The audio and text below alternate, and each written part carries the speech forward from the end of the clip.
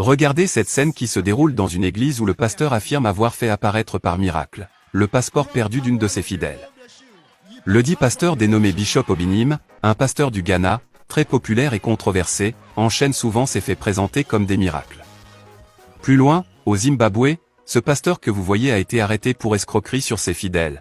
L'homme de Dieu qui faisait déjà l'objet de diverses accusations, avait entrepris de vendre des tickets pour le paradis.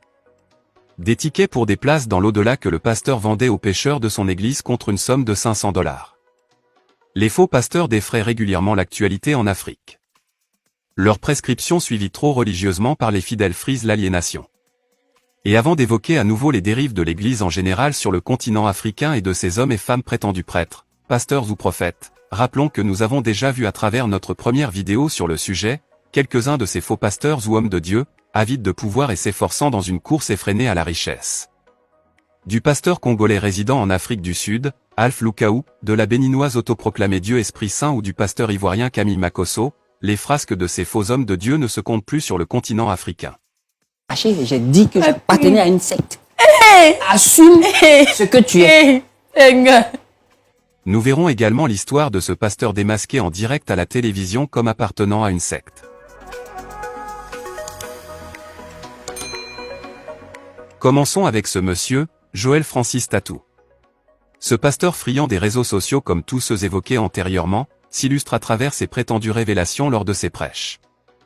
Des révélations constamment objet de polémiques dont certaines des plus insolites, comme celle effectuée en janvier 2022 au cours d'un séminaire dénommé Hanouka où le pasteur a révélé que parmi ses fidèles chrétiennes, l'une d'entre elles venait d'une chambre d'hôtel numéro 26, ce qui sous-entendait une fornication de la part de la jeune femme.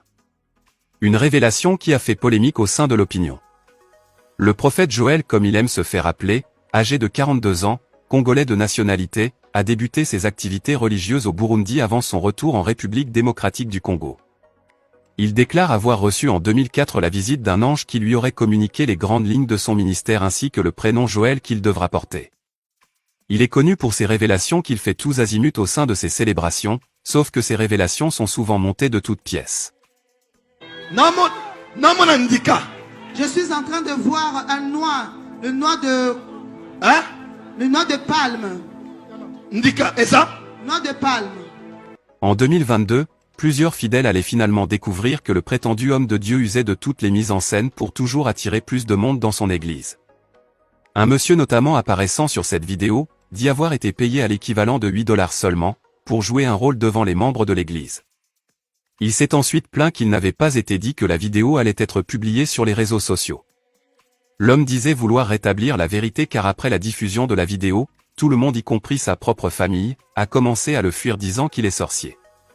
En juin 2022, Joël Francis Tatou a expliqué également avoir eu une conversation avec Dieu lui-même, qui lui aurait tout révélé sur les événements à venir sur la terre et même la date exacte de son propre décès. Et même si ces prétendues conversations répétées avec les anges ou avec Dieu, soit un sujet souvent critiqué, l'ancien rappeur qui dirige aujourd'hui l'église dénommée « Porte des cieux », a choqué des fidèles lors d'un programme de prière au Gabon où il a demandé à une femme, après avoir prié pour elle, qu'elle doit faire une semence de 5 millions de francs CFA afin de voir le miracle se produire. Joël, qui ne cache pas son appétit pour l'argent, avait même publié les tarifs de ses consultations sur son site officiel. En effet, pour une consultation de 10 minutes, le prétendu prophète réclame 200 €, soit une somme de 130 000 francs CFA. Mais ce qui soulève encore bien plus d'interrogations au sein des chrétiens, est son divorce d'avec son ex-femme. Le mariage du pasteur s'affichant toujours comme une rockstar n'a même pas duré 3 années. Avant son remariage du samedi 9 avril 2022 à Accra au Ghana, devant un grand nombre de fidèles et d'invités, il était d'abord marié à Selena Texera. Un remariage qui n'est pas conforme aux Saintes Écritures comme il l'admet lui-même dans une interview en disant « Si j'avais une bonne attitude, je n'allais pas pousser ma femme au divorce qu'elle-même avait demandé et que je regrette. » Pour lui, épouser sa nouvelle femme, Simiane Brahi, artiste gospel de nationalité française, star des réseaux sociaux, âgée de 25 ans et connue également pour ses clashs, serait une révélation divine, pourtant vue comme un adultère selon les Écritures. Ghana. En février 2022, la police ghanéenne interpellait ce présumé pasteur et son chauffeur à bord d'un véhicule Land Cruiser tout-terrain. Le dit véhicule, une voiture privée du pasteur, arborait un puissant gyrophare avec des lumières et une sirène semblable à celle de la police. Le directeur des affaires publiques de la police ghanéenne avait affirmé que cela va à l'encontre du code de la route sur la circulation routière. Le tribunal avait ordonné au pasteur de retirer la sirène et le pasteur avait été condamné à une amende. Mais ce pasteur qui se croit tout permis, ne se limite pas seulement à la violation du code de la route. L'évêque Daniel Obinim est un pasteur autoproclamé et controversé pour de nombreuses raisons. Le pasteur populaire, qui se décrit comme un ange, est devenu populaire après que son église Godsway Church ait commencé à diffuser leurs activités à la télévision. La popularité de Daniel Obinim s'est accentuée quand de multiples témoignages de prétendues prophéties ou de miracles sont présentés dans des émissions de télévision diffusées à travers le pays. Mais en 2014, la diffusion d'une vidéo qui montre le pasteur marcher sur le ventre d'une femme enceinte pendant une délivrance, avait profondément choqué et suscité de l'indignation au sein de l'opinion. Amnesty International pour le Ghana avait d'ailleurs demandé l'ouverture de poursuites contre l'homme de Dieu. Et en 2018 également, le tribunal d'Accra a infligé une amende à son église après que 2 jeunes amants aient été fouettés à l'intérieur de l'église, la scène diffusée dans une vidéo devenue virale en 2016. En 2020, Daniel Obinim est arrêté par le département criminel de la police d'Accra, accusé de publication de fausses nouvelles et de falsification de documents. Mais bien avant, l'homme avait déjà été arrêté en 2013. À l'époque, parce que critiqué à l'antenne d'une radio dans une affaire de scandale sexuel l'impliquant, le pasteur et ses proches ont attaqué la dite radio et blessé le personnel. Ils étaient accusés de complot en vue de commettre un crime, d'entrée illégale, de dommages à la propriété privée et d'utilisation d'armes. Daniel Obinim affirme par ailleurs à ses fidèles avoir le pouvoir de se transformer en objets ou en animaux. Dans son garage, le pasteur affiche fièrement ses voitures de luxe dont une Rolls-Royce. Les faux prophètes ou faux pasteurs se caractérisent par le fait qu'ils chatouillent les oreilles de leurs auditeurs de propos agréables à entendre, leur faisant croire que tout ira bien pour eux sans qu'il ait à changer de conduite pour revenir au Seigneur. Mais également de leur faire croire qu'ils sont choisis par le Seigneur pour opérer des miracles à ceux qui viendront à eux. La résurrection étant l'acte qui fascine le plus les fidèles, après le pasteur congolais Alph Lukaou qui s'y est frotté sans succès, c'est le pasteur togolais Paul Dodji Numonvi qui a fait une vidéo dans laquelle il parle de résurrection. L'homme de Dieu a affirmé ouvertement en 2021 avoir ressuscité un homme mort depuis plus d'1 mois. Devant ses fidèles en joie, le pasteur raconte que l'homme qu'il a fait revenir à la vie est aussi un pasteur vivant aux États-Unis, qu'il a ramené à la vie à distance depuis son pays le Togo. Le pasteur estime qu'après avoir fait un tel miracle au nom de Dieu, si jamais la Bible devrait être réécrite, un chapitre devrait porter son nom. Ce faisant, son miracle serait relaté pour que le monde entier le lise. Mais d'après nos investigations, le mort ressuscité dont il s'agissait ne serait qu'une invention pure et simple de sa personne. Une histoire fabriquée de toutes pièces pour des fins de propagande et d'escroquerie. Le mort ressuscité en question n'aurait aucun lien avec le pasteur. Selon les faits, le monsieur en question appelé Adoté Gandhi, vivant aux États-Unis, avait été atteint de coronavirus et plongé dans un coma profond pendant 2 mois avant de se réveiller et d'en guérir définitivement. Un coma que le pasteur Numonvi a fait passer pour 1 mois qu'aurait passé l'intéressé à la morgue. Avant de voir le pasteur zimbabwéen qui vend des tickets pour le paradis, faisons un tour au Bénin pour apprécier le ministère de l'homme de Dieu surnommé Oto Oto en raison de l'effet immédiat avec lequel s'accompliraient ces miracles dans la vie des fidèles de son église. L'homme de Dieu âgé de 37 ans et appelé apôtre Charles Passo, est camerounais d'origine et surveillant général de la cathédrale de la Résurrection encore appelée église Oto Oto. Le ministère qu'il dirige s'est répandu comme une traînée de poudre dans plusieurs villes et il anime des croisades dites d'évangélisation dans plusieurs pays de la sous-région car les prophéties et les miracles du pasteur font l'objet de débats dans l'opinion et attirent de plus en plus de fidèles. Le pasteur dit avoir une solution à tous les problèmes et donne également un délai dans lequel la satisfaction du fidèle serait garantie. Mais à côté de la commercialisation de ces huiles à prix d'or, huiles que doivent acheter les fidèles et dont l'utilisation garantirait des miracles, c'est plutôt les scènes de délivrance elles-mêmes qui suscitent des interrogations de la part des curieux qui ont analysé certaines d'entre elles.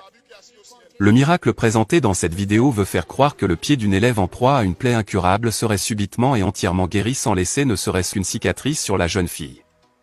Une supercherie démasquée et expliquée par la chaîne Jésus-Christ TV qui alerte constamment sur les activités de ces faux pasteurs avides de gloire et en quête de richesse. Des glaçons avaient en effet été attachés dans un foulard au pied de la fille, glaçons qui dégoulinaient et présentaient comme une plaie béante.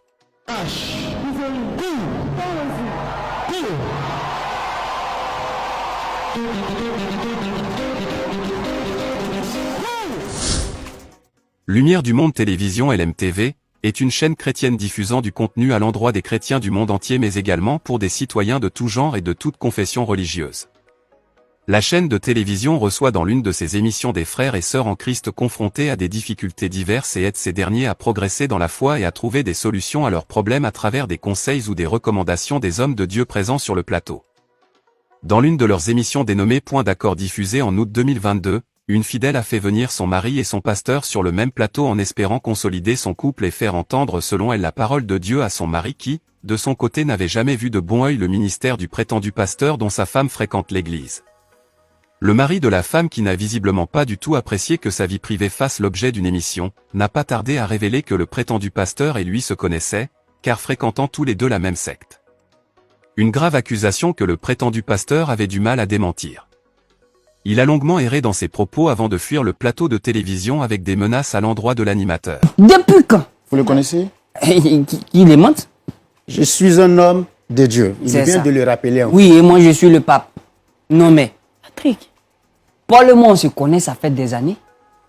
Pasteur Paul, il vient de le dire. C'est mon père. Laisse-moi cette histoire de père spirituel. Ce monsieur-là, c'est un sectaire. Oui. C'est un Moi quoi? et lui, on appartient à la même secte. Posé. Tu es arrivé. Est-ce qu'on vous a, est-ce que vous a manqué de respect, pasteur? Tu te descends. Regardez-moi ça. Papa Paul. Tu m'arrêtes cette histoire de papa là. Une scène surréaliste qui pourrait être bien vue comme une mise en scène. Mais si ces faits sont vraiment avérés, cela montre combien de fois ils sont nombreux à cacher aux yeux de leurs fidèles, leur vie parfois obscure et lugubre, empêtrée de pratiques occultes et sectaires. Voyons ce dernier pasteur de cette seconde vidéo sur le sujet. Le 28 juin 2018, le pasteur Tito Watt était arrêté par la police zimbabwéenne pour crimes financiers. Le pasteur demandait à ses paroissiens de l'argent en échange de tickets leur ouvrant les portes du paradis. Ce faux pasteur réclamait aux pécheurs de son église de payer une somme de $500 afin d'acquérir un laissez-passer pour la maison de Dieu. Un prix particulièrement élevé pour ce pays où certains citoyens peinent à manger 3 repas par jour. Pourtant, il serait des milliers à avoir fait confiance au pasteur Watt et à sa femme. Interpellé par la police pour crimes financiers puis interrogé, le pasteur a déclaré se sentir persécuté parce qu'il fait le travail de Dieu. Il affirme en expliquant aux policiers avoir été personnellement informé par Jésus-Christ lors de leur rencontre, que ces tickets en or pur garantissaient aux fidèles le salut. Eh bien nous voilà à la fin de cette seconde partie. Nous vous revenons avec d'autres faits encore plus surprenants ainsi que les fortunes des plus riches de ces pasteurs africains. N'oubliez pas de vous abonner. À très vite.